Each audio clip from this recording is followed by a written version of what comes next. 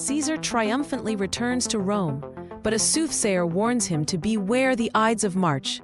Caesar dismisses the warning.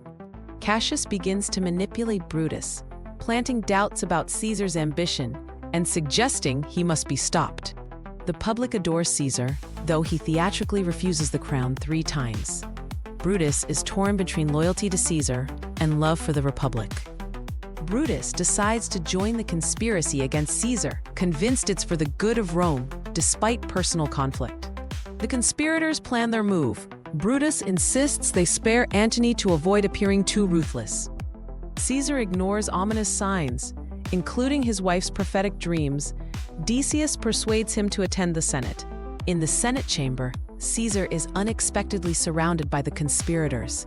When he sees Brutus among them, he utters the famous words, "Et tu, Brute," a moment of deep betrayal. Mark Antony pretends to cooperate, but secretly prepares for retaliation. He's allowed to speak at Caesar's funeral under strict conditions. Brutus delivers a speech explaining their actions as necessary for the Republic's future. Mark Antony's funeral oration gradually sways the crowd, casting doubt on the conspirators' motives while honoring Caesar's legacy. The Roman crowd, stirred by Antony's words, erupts into chaos, turning against the conspirators. Mark Antony, Octavius, and Lepidus form a new alliance to take control and respond to the unrest. Brutus and Cassius argue over principles and resources but eventually reconcile.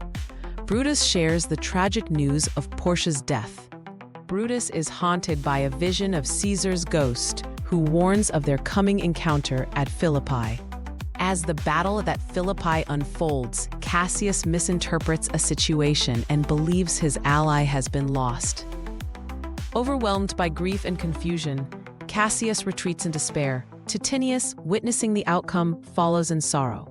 Brutus continues the struggle, but, seeing no path to victory, makes a final, solemn choice to preserve his honor. Mark Antony reflects on Brutus's integrity, declaring him the only conspirator who acted for noble reasons. The story concludes with the fall of the Republic and the rise of Octavius, marking the dawn of imperial Rome.